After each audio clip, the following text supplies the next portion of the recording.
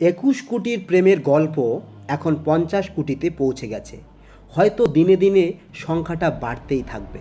কিন্তু সাধারণ মানুষ কিছু বুঝুক আর না বুঝুক, অন্তত এটা বুঝে গেছে যে নেতা মন্ত্রীদের কুকীর্তির রহস্য বাইরে আসলেই নেতা মন্ত্রীরা চলে যান হাসপাতালের ভিতরে, যার নাম এসএসকেএম। আর এই এসএসকেএমের গণ্ডি রাবণ রেখার মতো রক্ষা করে নেতা মন্ত্রীদের। বুঝতেই পারছেন লক্ষণ রেখা না বলে কেন রাবণ রেখা বললাম। কিন্তু এবার গল্পটা একটু অন্যরকম হলো। এই রাবণ রেখাকে ভেদ করলো এক সাধারণ মহিলা, যিনি হাসপাতালের ভিতরেই পার্থ চট্টোপাধ্যায়কে জুতো ছুঁড়ে মারলেন।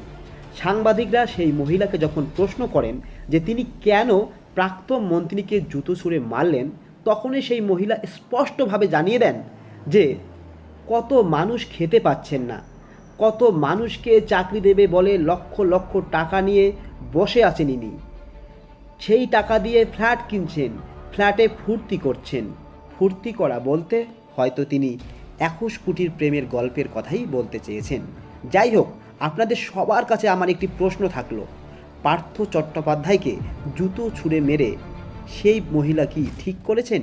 হ্যাঁ কি না? পারলে কমেন্ট করে জানান। আবারও এই বিষয়ে প্রতিনিয়ত আপডেট খবর পেতে চ্যানেলটি সাবস্ক্রাইব করে বেল আইকনে ক্লিক করে রাখুন। ভালো থাকুন, সুস্থ থাকুন।